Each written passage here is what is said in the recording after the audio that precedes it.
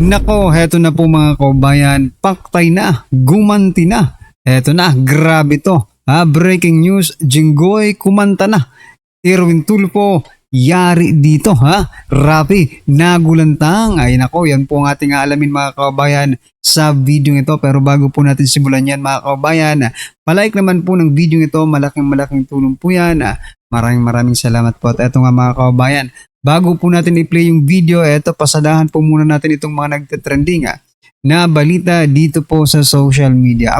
Eto pong si Risa Hontiveros mga kabayan, naghanda na ng kanyang script para sa Lunes. Ayan, sabi niya po dito sa kanyang post, abangan nyo na lang ang notebook tour ko. Ayan yan, gumagawa na po ng mga script si Risa Hontiveros, di ba? Para sa kanyang talumpati talaga. Para sa Lunes mga kabayan, para at least handa raw sila sa kung anumang mangyayari sa Lunes. Baka sa Lunes mag-walk out na naman kayo Hindi pwede yan. Kailangan makipagdebate na kayo. Kaya nga naghahanda ng notes, ng script, no? Para hindi mawala. Baka sa sobra mong paghahanda, Risa Hontiveros, di ba? Mahirap kasi pag minimemorize mo no? Mas maganda talaga ginajot down like ginagawang script, no? Na Risa Hontiveros. Kasi kapag ikaw ay minimemorya mo lang, baka mamaya ay mauntog ka, makalimutan mo pa yung sasabihin mo. Iba na talaga pag prepared ka mga kabayan. Tulad po ni Risa Hontiveros. Prepared na po. Wala pa man. Siyempre, kailan ka pa magpe-prepare? Kung nandyan na, siyempre, advance ka talaga tulad ni Risa Hontiveros. Kaso nga lang mga kabayan, no? Senador ito no? Dapat, di ba? Impromptu. Pwede rin impromptu, di ba? Yung mga debate natin, mga impromptu yan Anyway, ito pong naging komento ng ating mga kabayan sa mga ginagawang script ni Madam. Sabi po dito ni Love Lance, di ka mananalo kahit anong gawin mo. Wala kaming pakialam, sabi po ni Milo. Sabi naman po ni Yanis, bigyan mo ng isa. Bigyan mo ko isa, ikaw mag-abot, maihampas sa mukha mo. Ayan. Sabi po ni Jeanette, so cheap talaga nito. Yan na ba yung pinaka the best na idea na come up ng team ninyo? Panabla sa index card issue, Madam Virus. Ayan mga kabayan, kakaiba talaga si Virus mga kabayan. Anyway, ano po ang inyong masasabi dyan mga kabayan? Just comment down below. At eto, pasadahan din po natin to. Marami pong nagsasabi mga kabayan na itong si Soto Lacson tandem sa Senado hindi maganda para sa Senado mga kabayan. Sabi po yan ni Prof. Malutikiano. Ang Soto Lacson tandem hindi naging maganda sa Senado. Correct, di ba?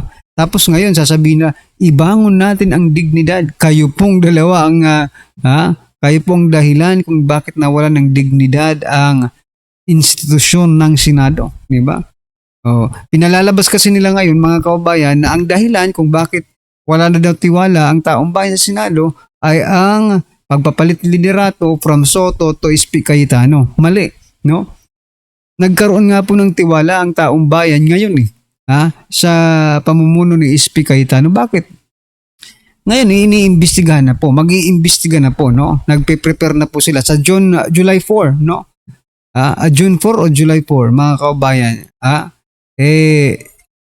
Sa June 4 po, mag-iimbestiga na po ang Blue Ribbon Committee dyan po sa flood control. Kaya humanda kayo, no? Huwag yung baliktarin yung mga pangyayari dahil mas may tiwala po ang taong bayan kay SP Cayetano kaysa po dito kay Soto, di ba? Ano po ang masasabi niyo dyan mga kababayan? Just comment down below. At eto, bago po natin i-play yung video, pasadahan muna natin itong si President Bongbong Marcos Jr. Sabi po kasi dito ni, grabe no? Grabe po yung mga pinakawalan na salita dito ni President Bongbong Marcos Jr. Eto, pakinggan na lang po natin at bigyan po natin ng reaksyon. Pasok Nagpe-personalan na Naging personal, ang babaw na ng usapan. Tapos, narating pa tayo sa putukan. Tapos, fake pala yung putukan. Paano niya nalaman na fake yung putukan? Ano yung basihan niya na fake daw yung putukan, mga kabayan, no? Ay, grabe naman ang presidente natin, ha? At ito pa. Yan ba ang fake? Nako. Personal na eh. Naging personal, ang babaw na ng usapan. Tapos, narating pa tayo sa putukan. Tapos, fake pala. Fake daw yung putukan, na may personal na, no? So, isa lang po ang masasabi natin, and I know, and this is my personal opinion, maybe paras po tayo ng opinion, hindi po mangyayari itong lahat na nangyari sa Senado kung hindi si President Bongbong Marcos Jr. ang presidente. Diba? Kung hindi po siya ang presidente, hindi po nangyayari itong lahat ng ito. No? For example na lang, si Vice President Sara Duterte ang naging presidente, mangyayari ba ang kaguluhan ng lahat ng ito? Diba sa Senado? Maging sa buong bansa natin, mangyayari bang lahat? Diba? O, sabi nga dito sa post, mga kabayan, simulat sa poll, ikaw ang namersonal BBM, no? Ikaw ang fake na mukha. Sabi po dito sa post na ito, mga kabayan. Kasi ginagawang tanga ang taong bayan, di ba? Sila itong namimersonal. O, parang naghuhugas kamay na naman ang presidente natin dito eh, no? Naghuhugas kamay na naman po siya dito. So palagi na lang malinis ang presidente, no?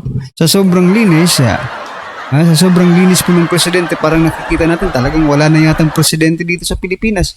Iba yatang presidente sa Pilipinas, no?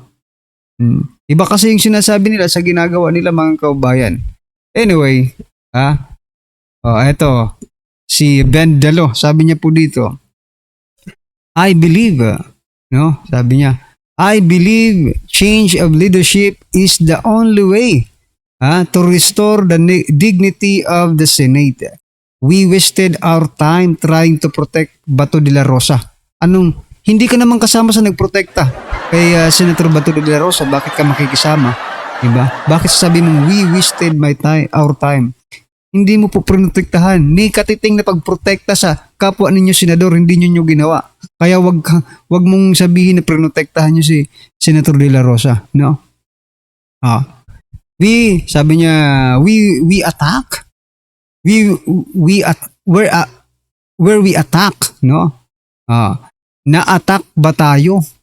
Yung walang nangamusta sa amin. Di ba? Tingnan niyo yan. Yeah. Paano ka kukusmustahin mas nauna ka pang umuwi kaysa sa mga babaeng senador. Diba? Na majority. O nga nakakahiya itong mga inayupak na itong mga lalaking sa minority ngayon. Mas nauna pa na umuwi, no? Si Subir, si Soto, yung dalawang tulpo, si Gatchalian, si sino pa itong isa? Si Lito Lapid, di ba? Nakakahiya kayo. Mga lalaki pa naman kayong mga senador. Mas nauna pa kayong umuwi. No, nang nagkaputukan, mas nauna pang umuwi sa mga babaeng senador. Aray ko po. Diba? Pero eto po ang matindi, mga kababayan. Etong si Erwin Tulfo, mayroon pong kumakalat ngayon sa social media na kanyang mga statement before, no? Against dito kay Risa Hontiveros, no? Na ngayon ay kakampi niya na at ipinagtatanggol niya pa. Kung baga balimbing si Kain Suka, Kain Suka itong si Erwin Tulfo, yung dalawang Tulfo. Ito, pakinggan po natin ito, mga kababayan. Yes, Senadora Risa Hontiveros, marami mga magagaling dyan. Ay, ano muna natin? Akala ko pa mga senador matatalino. Ang mga bobo rin. Ulit, kasi mahina yung volume kanina. Dito, ito, malakas. I can suggest, Senadora Risa Hontiveros, marami mga magagaling dyan. Dati akala ko pa Oh, ito, 2018. Anong sinabi niya kay Hontiveros noong 2018? senador matatalino. Yung mga bobo rin pala mga utang ina. Oo. Diyos ko po, kahapon nandoon yung dalawang pinakabobo sa Senado, nandoon sa hearing. But anyway, tira ka ng tira, Senador Trillanes. Ngaw-ngaw ka ng ngaw-ngaw at ngak-ngak ka ng ngak-ngak, Senadora Ontiveros. Makinig kayong dalawa ha. Pag-uuntugin ko mga ulo niyo mga bubas kayo. Chairwoman Risa Ontiveros, ayaw niya raw magsalita tayo ng BOSSING. Patunayan mo muna na may plunder, bossing, okay? The word BOSSING, I heard, is definitely not part of the language you use in these Pumalag si Hontiveros na tinawag siya ng bossing ni Erwin Tulfo. Dati ito ha, 2018 ito, nag-away silang dalawa. hearings. Thank you, Mr. Chair. Sabihin mo lang bossing, ang dami pang BOSSING. Palo ko sa ulo mo yan. Radio commentator yan ha, si Erwin Tulfo, na binanata niya si Hontiveros. Okay. Kung ano-anong mga sinasabi niya tungkol kay Hontiveros na bobo, di raw matalino. I can suggest Senadora Risa Ontiveros. Pero ngayon, 2026, I can suggest Risa Hontiveros dahil magaling raw. Ano ba talaga? So, pinaglololoko tayo dito mga kababayan. Ito yung mga taong walang prinsipyo, no? 'Di ba? Yan yung sinasabi natin na ang galing yung magsalita nung hindi pa kayo mga mga senador, 'di ba? Kung tutukan niyo yung mga corruption sa ating bansa, parang wala nang bukas kung magpakawala kayo ng mga salita, 'di ba? Sa ating mga senador ng mga nakaraan, 'di ba? Pero ngayon yung mga senador na yon kasama na po nila sa kanilang grupo sa minority mga kababayan at ipinagtatanggol pa, 'di ba? So anong ibig sabihin nito? Itong mga tulpo na ito mga kababayan, wag na po tayong magpalinlang. Okay? Wag na po tayong magpalinlang, promise mga kababayan. Hindi nila mahal ang taong bayan. Pera lang ang habol nila. 'Di ba? Unang-una, 'di ba? Palagi silang, 'di ba, yung mga nagte-trending na mga issue lang yung gusto nila. Kasi bakit? Para kumita po sila. Ngayon naman dito mga kababayan, kahit kainin nila yung suka nila, basta kumita sila ng pera, okay lang. 'Di ba? Kahit pa, ay nako. Wala nang Kung ako dito kay Erwin Tulfo, wala akong mukhang maihaharap eh. Kay Risa Hontiveros, na mga binanatan niyang mga senador, di ba? Wala akong maihaharap na mukha sa kanila. Tapos ngayon, malalaman natin magkakampi na po sila. Ano to? Diba? Anong ibig sabihin nito? Talagang mahal ba ninyo talaga ang Pilipinas? Diba? Do you really care about the Filipinos, mga kababayan? Kasi hindi natin makita eh. No? Hindi natin makita yung talagang totoo, di ba? Hindi tulad ni former President Duterte, pag magsalita siya, talagang pakikinggan mo, di ba? Tagos sa buto-buto, pati sa puso, mga kababayan, di ba? Pero pag itong mga nayupak na tulpong magsalita, wala, parang hangin lang na dumaan sa pumasok sa tenga natin, lalabas sa kabilang tenga rin, di ba? So, kayo mga kababayan, hanggang ngayon, please naman, wag na kayong magpaloko dito sa mga tulpo na ito. Ginagamit lang po tayo. O lalong-lalo na yung mga fans nila, no? Sana mauntog kayo sa isang araw, di ba? Na, ganito palang ginagawa ni Tulfo ngayon, di ba? At wag po natin kalimutan, si Erwin Tulfo po, palaging kasama yan ni former Speaker Martin Romualdez sa pamimigay ng ayuda. Wag niyo pong kalimutan yan mga kababayan. At si Raffy Tulfo naman, hindi ipinagpatuloy yung investigasyon sa Lotto dahil ang sabi po ay nabigyan na malitahan rin mga kababayan. Aray ko po. Maraming mga magagaling dyan. So ito yung comment ko dyan. Ikaw kasi Erwin Tulfo, sa totoo lang ha, ito yung reaction ko sa'yo. Magaling ka lang sa sir? Sa radio commentator. Ito lesson ito ng mga taong bayan. Bakit binoto nyo itong si Erwin Tulfo? Wala namang utak talaga si Erwin Tulfo. Magaling lang siyang bumanat. Daldal ba? Madaldal lang siya. Pero when it comes to sa batas natin, lagi siyang napapahiya kay Marcoleta. Iba rin kasi, no? Iba rin po kasi ang radio, sabi na, broadcaster ka, journalist ka, di ba? Iba rin eh. Kasi before you start na mag-comment ka dyan, no? Mas maganda pa nga yung mga mas maganda pa nga yung mga vloggers kasi impromptu silang nagbibigay ng komento. There is no such script, no? Ewan ko lang sa iba, pero yung pong ginagawa ko. Hindi ako nagpe-prepare, no? Kung ano yung masabi ko, yun ang yung sinasabi ko mga kababayan. Impromptu, di ba? Pero sa mga broadcaster, mga kababayan, yung mga media practitioners natin, especially sa broadcast, may mga script po silang sinusunod, no? May mga script po silang sinusunod, kaya hindi po sila mawawala sa kanilang mga topics, sa kanilang mga sasabihin kasi meron po silang script. Sa Senado naman, mga kababayan, impromptu din ang mga debate, no? Hindi pwedeng sabihin, eto yung ano natin ngayon, ha? Pag-uusapan natin to, kailangan mag-prepare kayo. Sometimes, no? May ganon na, o sige, mag-prepare kayo, ito pagdidimatihan natin. Pero sometimes, most of the time, no? Ay impromptu talaga ang kumbaga biglaan ang mga pinag-uusapan. Hindi mo na sabihin na, bukas na to kasi hindi pa ako napag-research eh. Hindi naman ako abogado. Diba? Bukas na lang ito. Hindi pwede.